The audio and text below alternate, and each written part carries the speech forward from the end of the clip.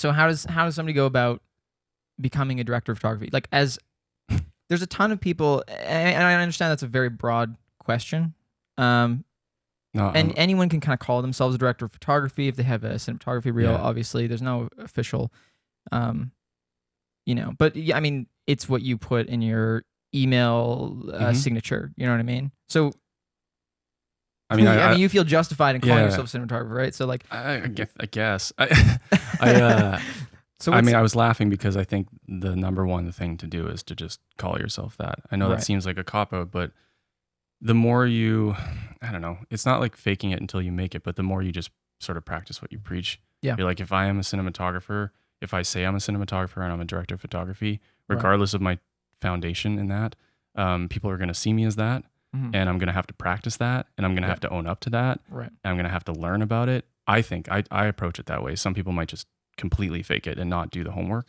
But I think if you're going to put yourself out there in that way, it'll force you to kind of be like, well, I have to solve all these problems now. So I yeah, better research that and I better practice that and I better set up this, test shoot or whatever. hmm, Um, but I mean, I came from a videography background predominantly, hmm. working in corporate video and photography and doing motion graphics and photo and video and a lot of talking head stuff.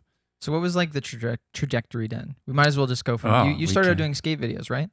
Oh, in the early days, yeah, it was skateboard videos, but I mean, those were just like, I think this is the foundation of my filmmaking in general, is like, it was Right. just fun with friends, Yeah. which I still try to maintain on set.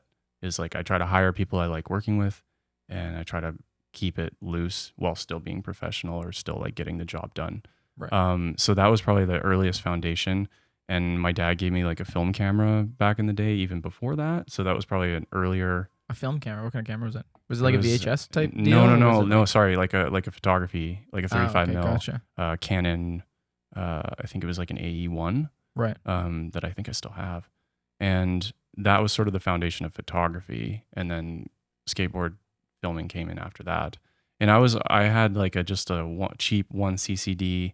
Like, thanks to my dad for hooking that up, because like it sparked a lot of kind of the trajectory. But I was never the one filming like the main skateboard videos in the community. I was kind of like getting extra B-roll or like just having fun with my friends. Right.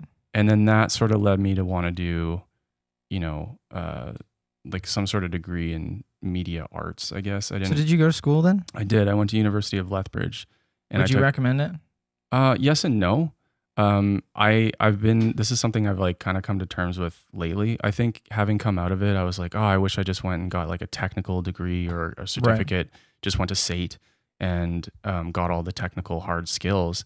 But what I've come to realize, it's been over 10 years since I've graduated, is the amount of soft skills that you learn in something like that in a more well-rounded or a more diverse degree. I had to take Right. sciences, social sciences. I had to take drama, music, like all sorts of stuff because Yeah. it was new media, DFA new media. Yeah.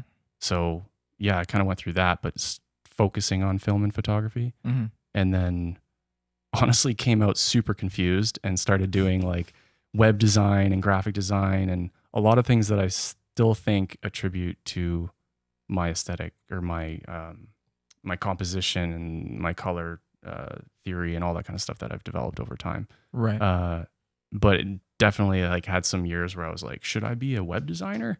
Should I be a graphic designer? And then I'm Right. like, no. And then I just kind of came full circle and like kept focusing on film and photography. For me, just maybe it'll help guide you in your story. I think when I decided to be a director was when I realized like all the other shit I was doing was just for money, Yeah. and I was like, I think I do just want to do directing and producing, and like I like having that type of creative control. It's different when you're DP. But when was it like? When was the transition? Was it a specific project or something that you're working on, or? I did 2.5 years at WestJet doing stuff like that, getting our stuff seized and whatever. Yeah. And then I came out of that and I decided to go freelance, and I had a corporate client that basically allotted me to do that. And just like from a retainer. And after doing that for a little bit, I was like, you know what? why did I get into this? Like I'm obsessed with the image, like crafting the image. And a lot of that came from the photography background. And I was obsessed with, I don't know if you noticed this, but I post a lot of frames, a lot of stills, because Yeah. I'm still obsessed with like these individual moments.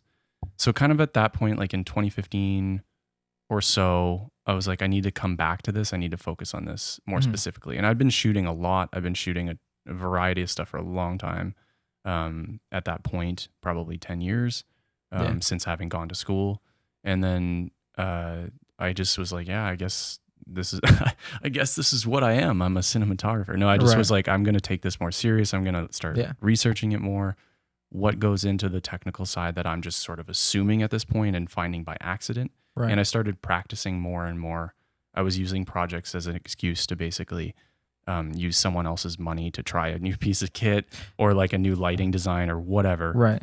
And at that point, I'd say 2015, 2016 was when I was like, okay, I'm not solely a cinematographer, but I'm predominantly a cinematographer. Right. And just out of the nature of the business, especially in Calgary, being so heavily weighted to corporate work, I still had to produce and direct and do sound and all these things that I'd been doing for a long time. Yeah. And had that sort of jack of all trades background. And it allowed me to at least present myself as a cinematographer, but also do all these other things if I have to. Right. If I can't crew up or whatever. And to circle back what you were talking about before, it's like it's super important to kind of pick a lane in a way and make that your focus. Even if like you said, you're using other people's money to kind of do your own stuff. And that's kind of, I mean, that's the best way to establish yourself. And you have to kind of pick that name because people are looking to fill those slots in their productions. You know, like producers, like, okay, we need a DP. Yeah, they're not going to pick the videographer. They're going to pick the DP. Right? Well, and that's what I realized too after I'm like, how am I going to get these bigger jobs if I just promote myself as this like everything man? Yeah. When I'm really not. I'm like, I can do some of those things, but I need to specialize or get really good or get much better at probably one, at least to start. And again, it was like cinematography was the thing that I was most interested in when I went into school. And it was the thing I circled back to. And so I just pursued it as hard as I could. Right. And now you're moving to Toronto. Yeah. You just dropped that bomb. Yeah, I am moving to Toronto. So what's up with that? Why is location so important to being a DP?